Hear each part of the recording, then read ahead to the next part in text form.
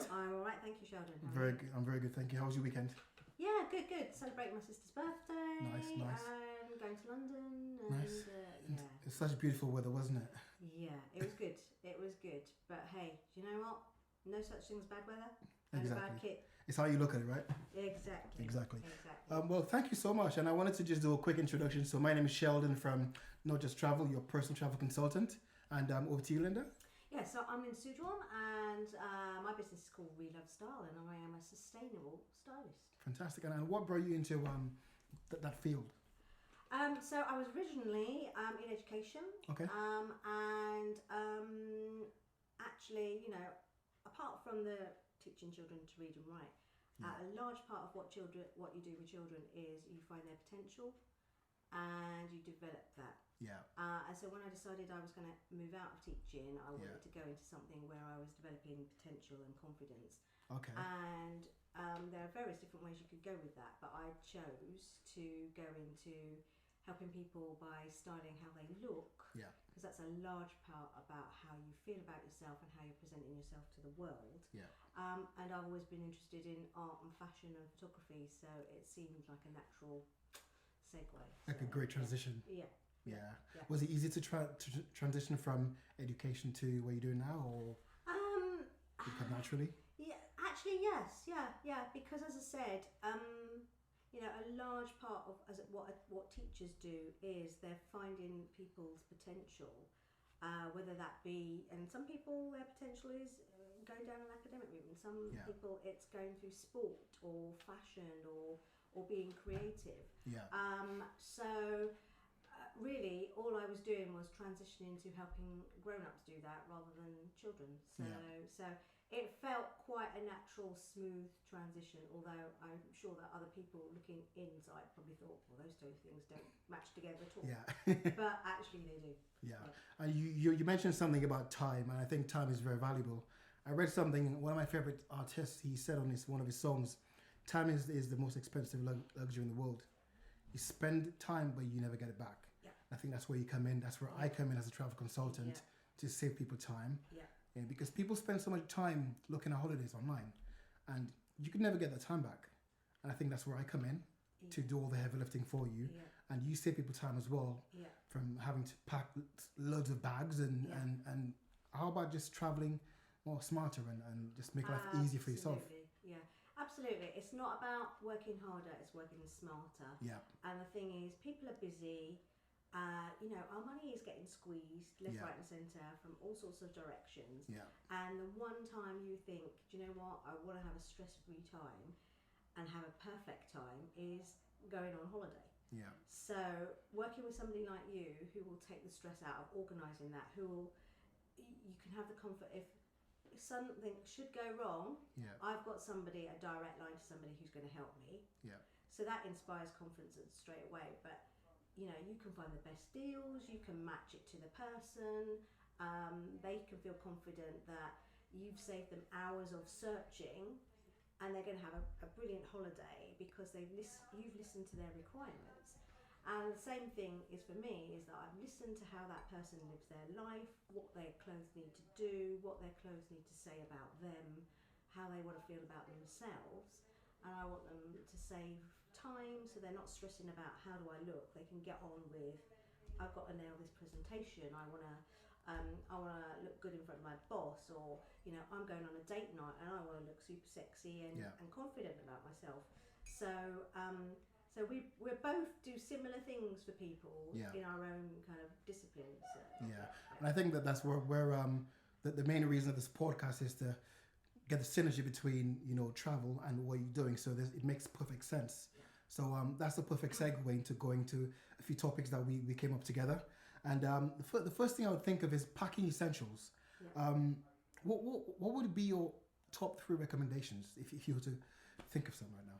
Okay, so my top 3 packing essentials are that you have a good jacket or coat, a good pair of shoes, they are essential, and that you've got a key piece that you enjoy wearing that does multi-purpose things. Okay. So, you know, depending on what you're doing, you can use that thing to dress up or dress down.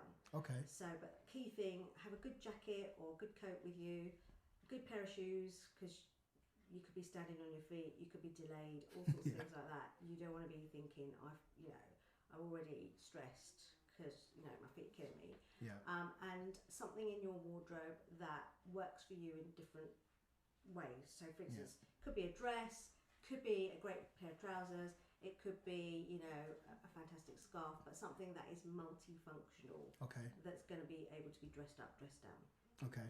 Because I was thinking to myself, like, it's so cold on the flights, and that same jacket, I could use it on the flight and use it to go out. And yeah, absolutely. So okay. So, and the thing with a jacket or a coat is that it immediately makes you look smart. So if you, say, have the opportunity of going somewhere for a smart dinner, or you suddenly get tickets to go to a theatre or something like that, you could whack that over a t-shirt and jeans and you immediately look smart. But also, you know, you might be flying into another time zone with a totally different temperature, but on your way back, you could be coming back and it's snowing. Particularly if you're flying back into the UK, who knows what's going to happen. So it's an extra layer of warmth.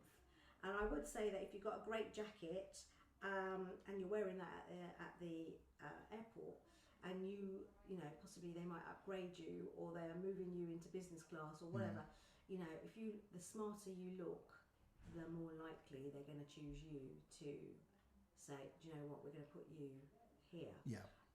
So it's a great way of looking smart and keeping warm. And elevating an outfit really, really quickly. Yeah. When we speak about jacket, let's say, for example, John doesn't have a jacket. You know, we spoke. You mentioned earlier, money's getting really tight, and people don't want to spend so much money, especially if it's going to be for a short holiday. What would be the smartest way to actually get a jacket, for example? Okay, so so times are hard, but you know, I'm a great believer in buying pre-loved. You know, there are some great things you can get in charity shops. Vintage. Okay. I'm amazed at what people put on vintage. Vintage sales, having clothes swaps. A lot of charities have, you know, they have special days where, you know, they invite people to buy clothes. There are great people in the local area who sell pre-loved. So you can get yourself a really designer look if that's what you're going for. But something, you know, quality, but not have to pay a lot of money. Okay, fabulous. In terms of travel fabric, I know you love your fabric. I've seen this beautiful jacket at the back of you. Yeah. I guess it depends where you're going. Yeah. It would kind of dictate what you pack. So, in terms of, okay, let's say we want to go to the Caribbean. What type of fabric would you recommend? Okay, so in some respects, the fabric that I recommend applies to wherever you're going, and also here in the UK. But if you're going somewhere hot, you need to have something that is moisture wicking, that you can wash quickly if you want to. So something like cotton, linen, bamboo based. They're all going to keep you cool, look smart, and you can layer it up. Okay. In terms of coming back to the UK, which might be colder. Yeah. I would say if you're going to, say you're going to Moscow, for example, where it's cold, it's about having lots of layers of natural fibres. So you're looking at wool, cotton. They are more sustainable fabrics. They keep you warm. They keep you cool. They wash well. The worst thing that, in terms of holiday fabric and also fabric in terms of being in the UK, is buying anything that is a synthetic fabric. Okay. Because polyester, which a lot of garments are made out of these days because it's cheaper, they don't keep you warm, and they make you hotter. Okay. So if you're in a hot country and you're wearing that, you'll be sweating more than you actually need to. It doesn't let you wick the moisture away. If you're a lady of a certain age, you know, menopausal, that is not going to help a hot flush. So, you know, in terms of buying fabrics, I would steer clear as much as possible from anything that is synthetic. Leather is a great fabric because it's natural, it's sustainable. If you buy it pre-loved, you know, it's better than having to buy new leather. Again, you know, leather is waterproof, although you might not want to go out in the rain, and it is waterproof. It'll last you longer. And if you buy those things in classic styles, you can keep them for a long, long time. Whereas if you fall out of love with a synthetic fabric, potentially it's going to not last as long in terms of wearability, but in terms of long term, it decaying, it take you 200 years for it to decay. Okay, wow. A linen item, 2 weeks to a year, it's gone. Yeah. So very much, it's all for all sorts of reasons, like saving the planet, but also in terms of wearability and keeping you cool. Go for a natural fabric every time. Natural, okay. Yeah. And you mentioned about like a whole country, like linen and stuff, because it's so thin. Yeah. It's so hot, it will dry quick. So if you were to wash it out. Yeah. So if you needed to wash it out, Yeah. you know, you can wash it in the morning, put it on the back of a chair. By the time you get back in, it's dry again. Yeah. And you know, most hotels now, they've got irons and things, you can iron it. So that's another reason why also then in terms of packing, you don't have to take a lot of things, because you could wear that thing again because you've had time to rinse it out and dry it. Whereas, you know, being other things that, you know, not so washable, but also not easy to dry. Yeah. Go with natural every time.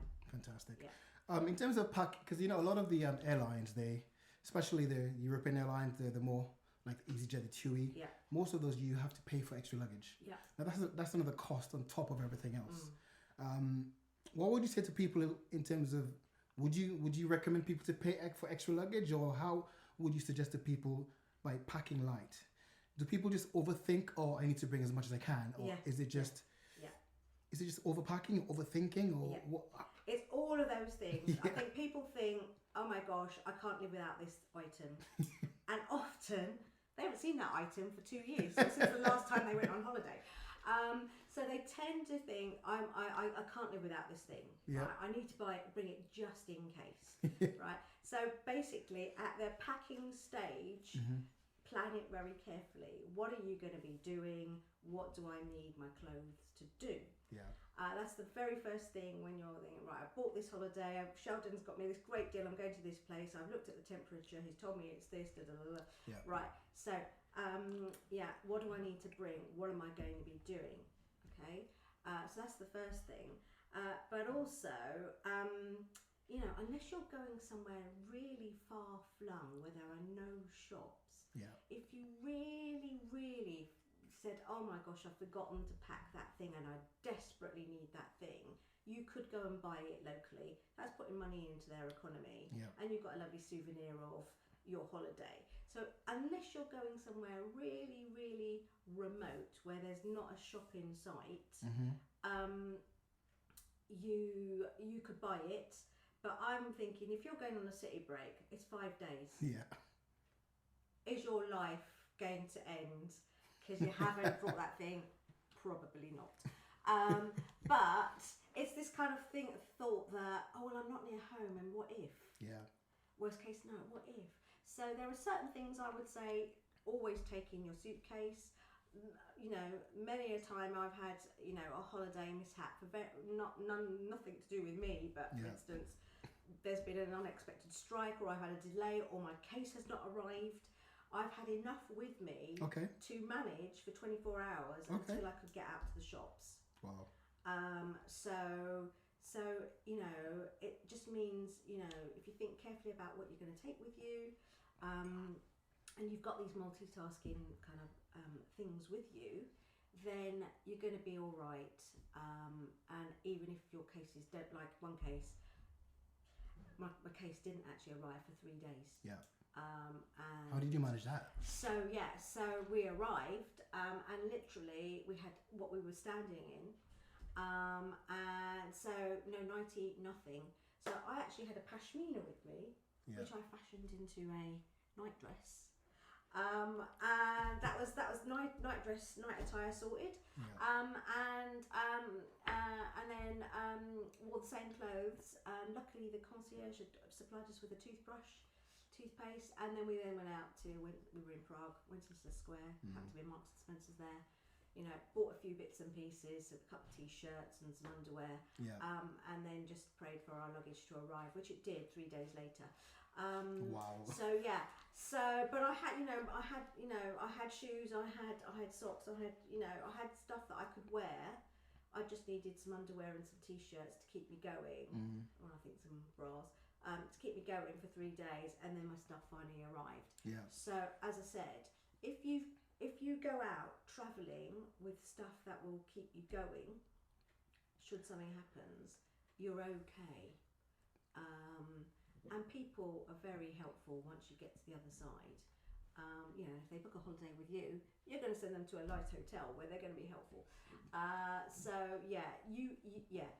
I would say to people, stop overthinking. Do your thinking before you leave you leave for your holiday, and plan. Make a list of what you're going to take. And I travel very regularly. Yeah.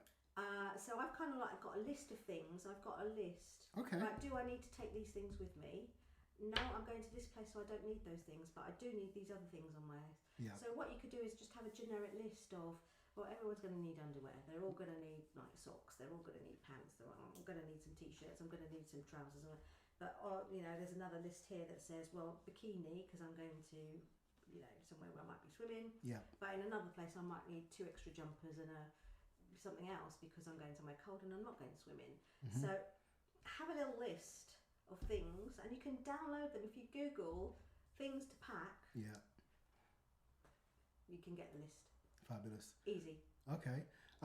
Because I always overthink. I always tend to think like, oh, what if I'm, like you said, you may think you may wear something which you haven't worn for 2-3 years. Yeah. I think when you had that time where you had luggage missing, that must have been your light bulb moment where you feel like, you know what, I don't need those other things. Because you've lived without it for 3 days. Yes, exactly. Yeah, exactly. You think, oh my God, how am I going to survive? And I haven't got any of my stuff. But actually, it's amazing how little you do actually need. Yeah. And I was more concerned that I didn't have my skincare with me than anything. Because if your face looks good, it doesn't matter what the rest of it is. But I was more concerned about my skincare than actually the fact that I didn't have all my clothes with me. Okay. Which is why in my bag I now carry.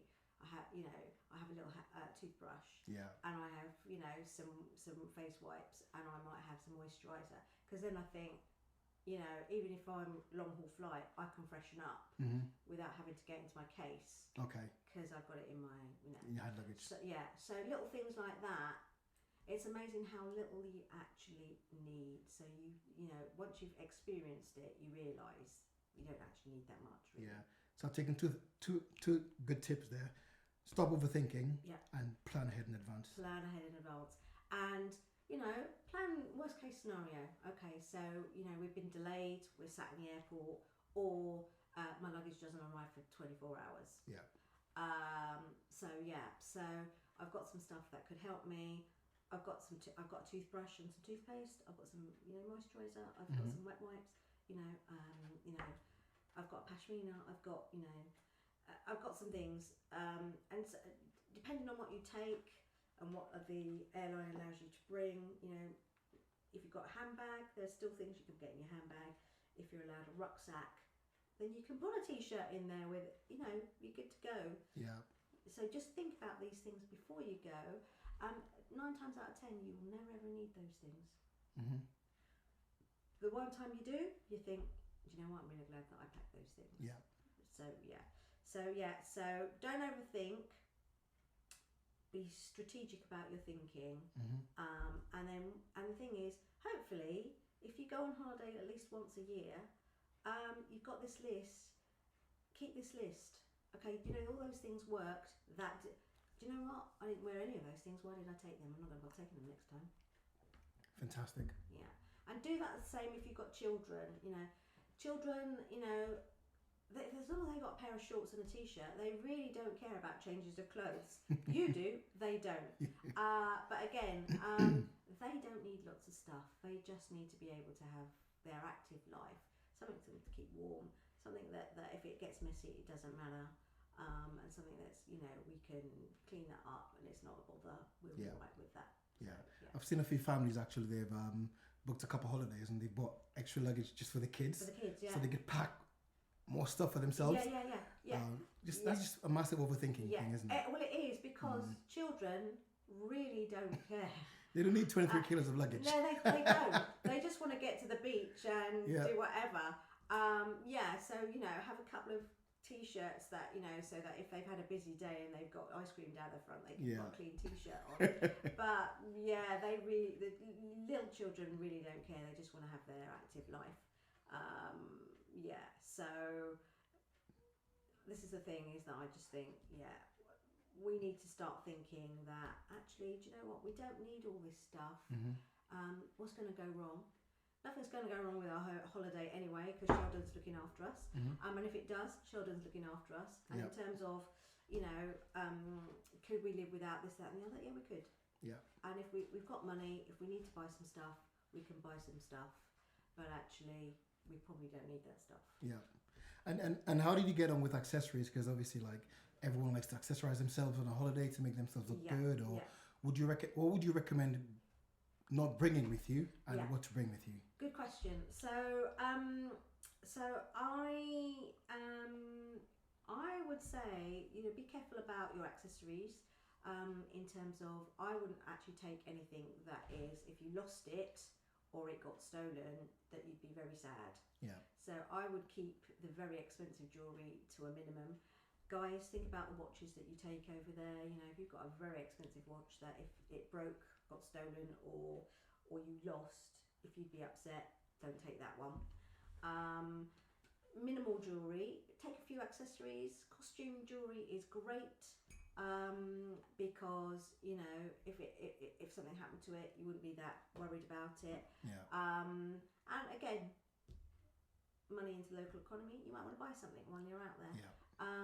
But if it's really, really hot, you probably won't want to wear a lot of jewellery. You might wear some jewellery if you're going, you know, if you're going from beach to an evening thing. You might, you know, put a nice necklace on, or nice couple of bangles, whatever.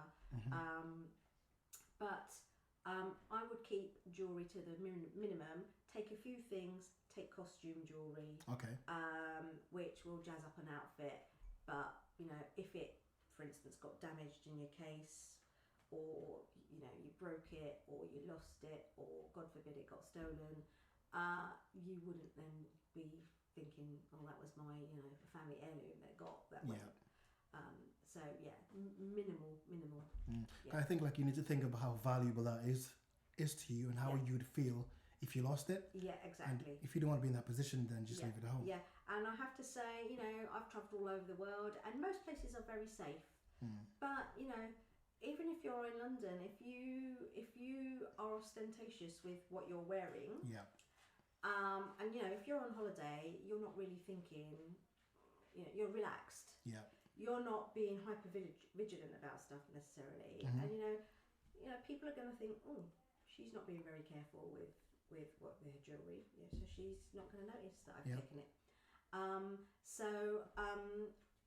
That's another reason why, you know, if you want to take your stuff, just be aware of how you're wearing it, and that you're not being overly flash with it. That you put it in your safe. You know, when you get back into your room, you take it out when you need it. You put it back in your safe. And that you wear it, you know, in the appropriate place. So wearing it on the beach, probably not appropriate. You know, people are going to think, you know, you're going to take it off and she's going to go into the beach. Well, while she's gone, I'll just take that. Whereas going out for an evening, fine. Is it appropriate? You're going to have sight of it all the time. Fine. It's going to be safe. So it's just things like that, you know. So if you want to, you can, but just think a little bit about what you're doing. In the same way that I always take a crossbody bag with me. I've never taken a rucksack. Number one, I hate rucksacks. They are ugly. Practical but ugly. But also, I never wear anything on my back because you don't know what's happening behind you. Yeah. Okay. And so many people who have said to me, I've been somewhere, I've been pickpocketed. Yeah, where was your rucksack? Where was it? It was in my rucksack, right? Because you don't know what's going on there. So I always have a crossbody bag so that I've got a hand on it. Mm-hmm. You've got more control as well. You've got more control. You can feel it there. Yeah. Also, you're paying for things. You're you're getting your ticket out to go on the metro, whatever. Yeah. It's there. Whether you have to, if it's in the backpack, you have to take it off your back. So I'm not a great lover of backpacks. It's also extra luggage that you might not need. Yeah. That if you've got a big bag, you fill it. Mm-hmm. You've got a small bag, you can't put more stuff in there. So do you know what I mean? So I would always wear a crossbody bag. Okay. Or if you've got a rucksack, wear it on the front of you rather than on the back of you. And that just keeps you safe. That is if you're going to London. No matter whether you're going abroad. If you're in London, if you go to somewhere busy where there are people, these people are opportunists who take things. Yeah. It doesn't matter whether you're in London, Glasgow, Barcelona or Helsinki. So it's not, if you go out abroad, you're automatically going to be targeted. No, it happens everywhere where there's lots of people. Yeah. Just be a bit safer with your stuff. And be more aware as well. Just be a bit more aware, and these things happen when you're not being vigilant. Yeah. And when you're on holiday, you're not as vigilant as maybe when you're back at home. Yeah. So just, if you make it hard for people to take things from you, they will choose somebody where it's going to be easy. Yeah. So if you've made it hard for them, they're not going to bother with you. And I've been all over the world, and nothing's ever happened to me because I just be a bit streetwise is what Fantastic. I mean. Yeah. That's really really good feedback. Yeah. A very good tip as well. Yeah. Because whenever I'm on holiday, I never look back. I'm in the mood, I'm in the zone, but actually there might be someone looking at you. Yeah, exactly. And you just never know, you could be the next target. Exactly. I struggle with packing because every time I pack, Linda, my it always gets wrinkled. Is there Yeah, so I've brought my bag and I will show you. Okay. Yeah, I will show you in a minute. But basically, if you fold things, basically it takes up a lot of room. And it's more likely to be wrinkled if you fold it. Okay. So I don't fold, I roll. So you put a couple of things together and you roll it, and your aim is to get in a small cabin bag. Your aim is to have 3 rolls. Okay. Okay. So one roll has got your delicates. That's your underwear, your pajamas, your vest. I don't know, whatever you call it, delicate. You have that rolled up. You have another roll that might have another pair of trousers, another skirt, more robust things. Yeah. And then you have another roll that is kind of like t-shirts, shirts, rolled. So you roll them into each other, let's say all shirts so together. I lay them flat. Okay. And then you roll them into a sausage. Okay. Okay, and then you pack them all together, and so basically you can get everything in, and then when you come to your hotel, everything you just take it out of the roll. Wow. And there's no creases. There's no creases because you rolled it. Okay. So that is the super tip: roll it. Okay. Because it doesn't take up room to roll it, and it also is wrinkle free. Yeah. Because I'm always worried, I know it's going to wrinkle because I then have to think of the hotel having an iron or checking reception. Yeah. Yeah. So that could just rolling could actually eliminate all those problems. Exactly. So just rolling it. And I use packing cubes. You don't have to use packing cubes if you don't want, but basically I roll them so that they fit into the package, so that they're quite packed together. Okay. So there's less room for them to move around, because sometimes they get wrinkled because there is movement in your case. Yes. So they're jostling inside your case, and that's why. So that's one way of doing it. The other way is that some people, those vacuum bags. Yep. Okay. That you can store things away in. Yeah. Is you get a little vacuum bag, you put all your stuff in there, you suck out the air with your Hoover, and then you pack it in, and then when you take it out of the vacuum bag, again, not wrinkled. Okay. It doesn't change the weight of the case. It just means you have lots of room in your case because it's all compressed. Compressed, yeah. And then my other tip to you is always be very, very nice to the cleaning staff who clean your room. Why would you say that? Because one, it's nice to be nice to them because they're cleaning your detritus. And some people are tidier than others, but they're cleaning up your room, so be nice to them. And two, when you're coming to them pack your stuff away and you need someone with a hoover, you could say, do you mind if you just hoover up the air out of this, and they will do it for you.